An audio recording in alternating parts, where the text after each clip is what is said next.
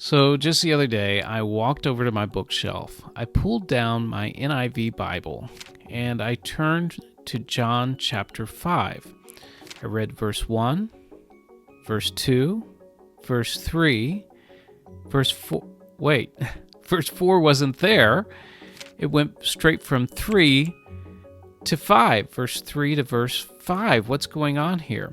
Well, if you're new to this channel, you might be surprised, you might be shocked, in fact, to find out that if you're using the NIV Bible or any number of other modern translations like the ESV, NASB, NRSV, RSV, NIRV, you're missing somewhere in the neighborhood of about 17 verses out of the New Testament, at least out of the main body. Sometimes you'll have a footnote or something for those. But what's actually going on here?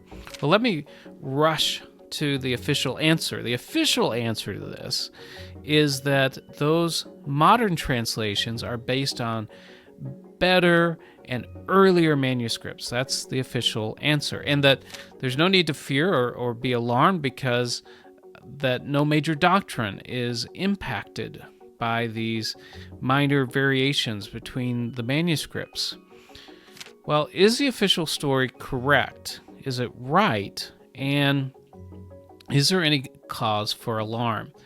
If I left it at the official answer, then your understanding of what's going on here would be probably pretty superficial and shallow.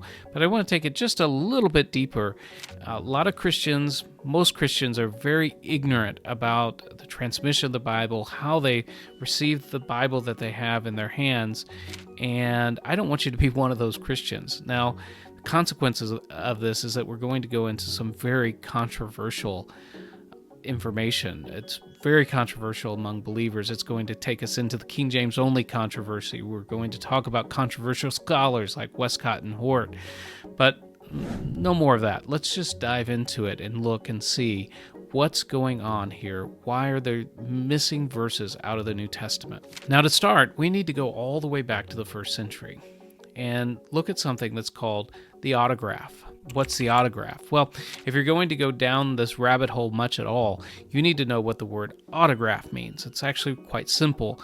It basically means the original document. So the original document, when an apostle would write a gospel or the Apostle Paul would write an epistle, it's that original document. To be more precise, it's after he releases it in order for it to be duplicated and distributed, that sort of thing. Well, we don't have any of the original documents anymore.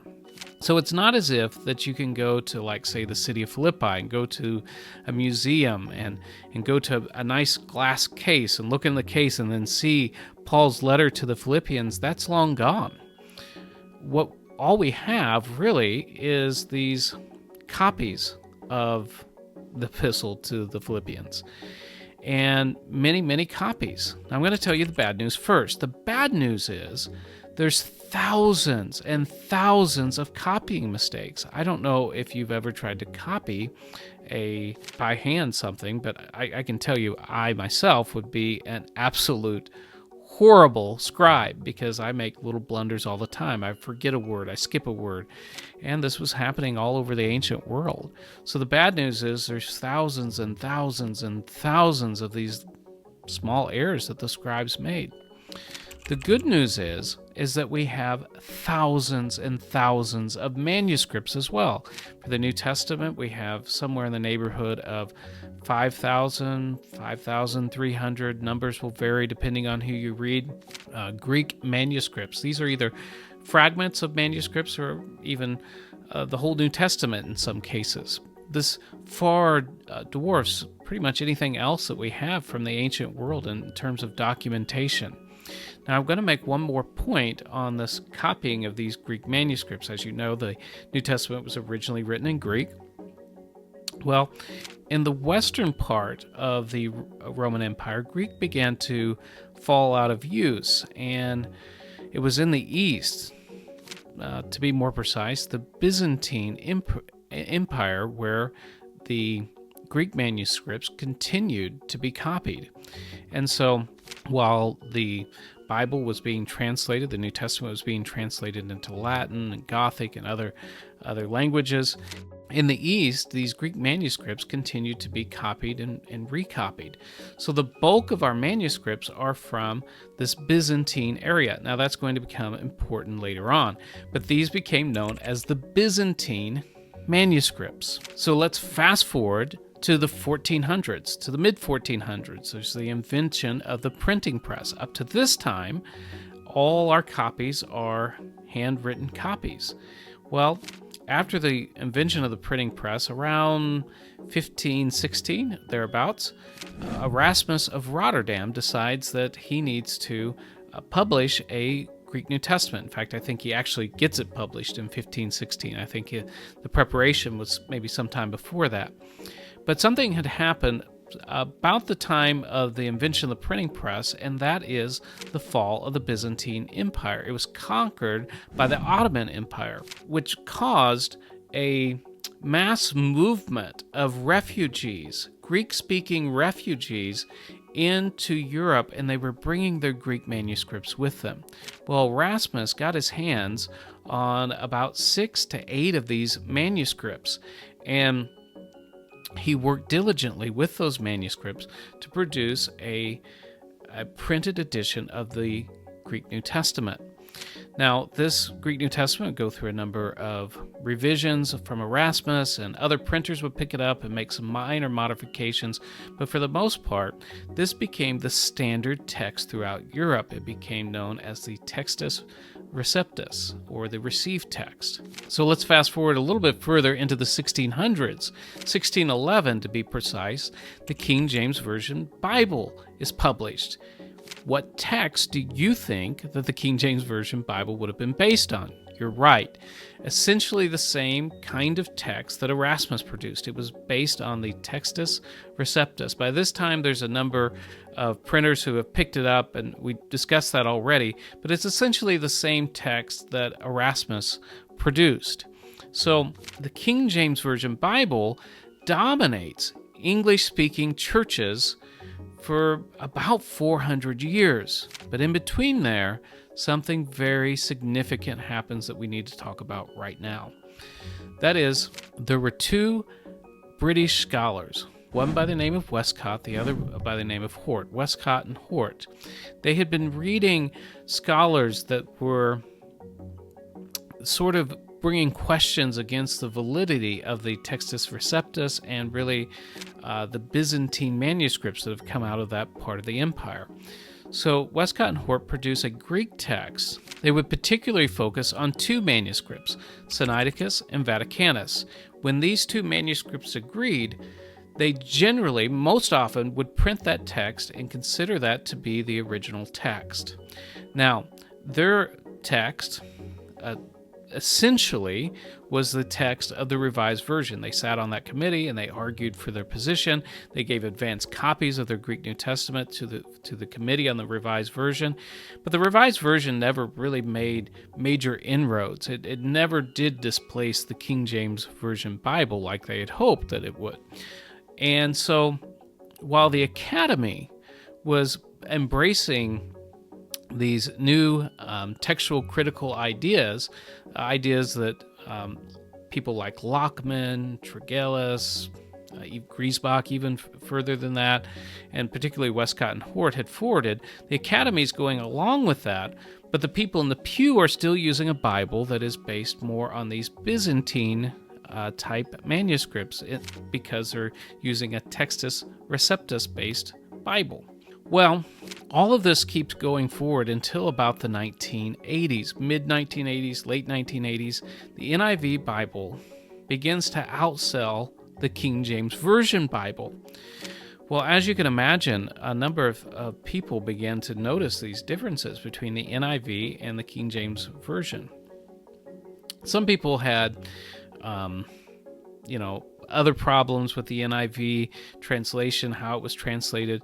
But the King James Version movement really gained momentum and a voice during this period of time, and particularly through the 90s. There'd always been people who had been maybe King James only supporters, but when the NIV began to make these major inroads, they really found their voice. And so the debate began to take place, and it's still taking place. And so the question is, now let me just add something here really quickly. Textual criticism has moved on a lot from the days of Westcott and Hort. I'd recommend, if you want to know kind of the state of where the studies are right now, a really good book that I've been going through is Myths and Mistakes by Elijah Hickson and Peter Gurry. Sort of tells you the state of where everything is right now. So while New Testament scholars have a wealth of manuscripts that Westcott and Hort didn't have, some very early manuscripts, some papyri manuscripts that Westcott and Hort didn't have, and while they've changed their methods quite a bit, the resulting text is very similar to the text of Westcott and Hort. So this brings us to the question, have modern Bible translations gone the right way and embracing a text that looked more like the text of Westcott and Hort than the text of the Textus Receptus? Did they do the right thing? And now here, I think I'm going to offend everybody. On the one hand, I want to remind us that the critical text is not totally different than the Byzantine text. These aren't two totally different things. It's been estimated that about 94% of the Greek text is exactly identical, and the remaining 6%, most of those are very trivial differences indeed.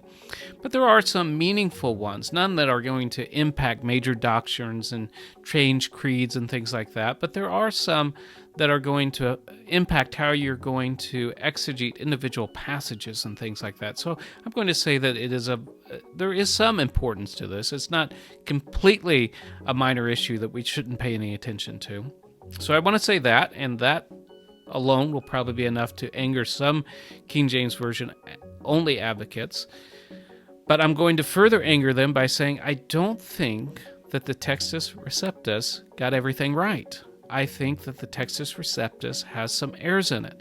And this is because I think it was influenced by other factors other than just the pure Byzantine tradition.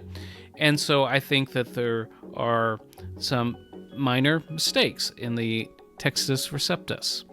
However, I'm going to further offend the critical text the people in the critical text camp, by saying I actually think that we have good reasons for thinking that the Byzantine line of manuscripts are a very good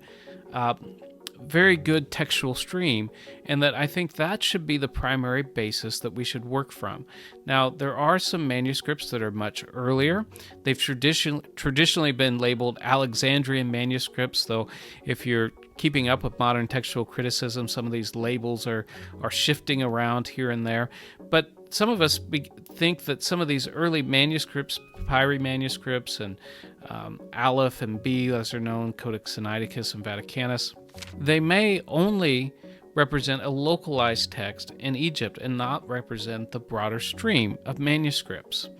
Now, all that being said, if you're interested in finding out more about the critical text position, I would recommend a book like Myths and Mistakes to you, even though they take a different position than mine. It will let you know where the state of scholarship is. In fact, they have a whole article on how the Byzantine text is finding, again, renewed support even among mainstream textual critics. So it's getting a seat at the table, maybe not as great a seat as some of us would like to see. But if you'd really like to dig into the Byzantine text priority position, there's a man by the name of Dr. Maurice Robinson, and he is the world's foremost authority on the Byzantine text. He has spent his entire life, essentially. He has spent a lifetime studying the Byzantine text, and he was trained in modern textual critical methods. If you want to see the reason why he changed his mind, I'd encourage you to watch this video here. Now, no matter what position you take on all of this, the main thing is that we treat each other with the kind of spirit that Christ would have us to treat one another. We're going to have differences among one another from time to time, but we need to love one another and show charity and compassion to one another until we can work out some of these more difficult and thorny questions. Well, that's all I've got for you here today.